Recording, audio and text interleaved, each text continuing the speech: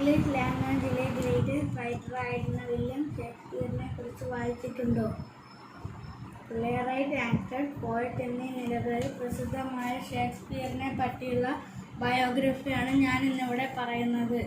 Biography എന്ന് പറഞ്ഞാൽ എന്താണെന്നറിയാമോ?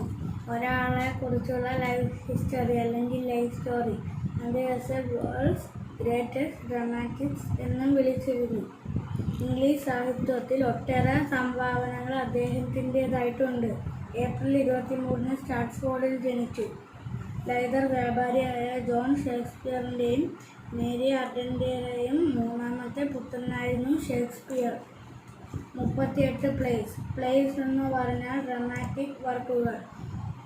154 സോണറ്റ്സ് എന്ന് പറഞ്ഞതിൻ്റെ അർത്ഥം അറിയാമോ? സോണറ്റ്സ് എന്നാൽ ഷേക്സ്പിയർ പല ആശയങ്ങളെക്കുറിച്ച് എഴുതിയ കവിതകൾ.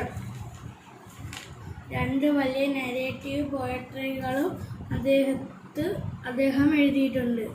നരേറ്റീവ് പോയട്രി എന്ന് പറഞ്ഞാൽ is A form of poetry that tell A story. വളരെ പ്രസിദ്ധമായ ചില വർക്ക്സ് ആണ് Hamlet, Romeo and Juliet, Othello, King Lear, Macbeth തുടങ്ങിയവ. All these works are considered to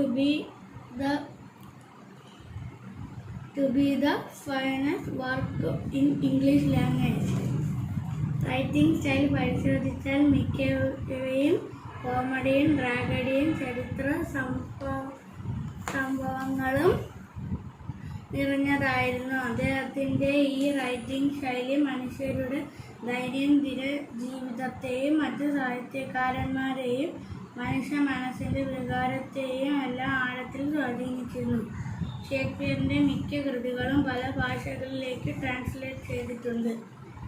ഷേക്സ്പിയറിൻ്റെ പ്രധാനമായ പ്ലേസ് കൂട്ടുകാർക്കും വായിച്ച് വിലയിരുത്താൻ അഭിപ്രായം പറയാം. Thank you.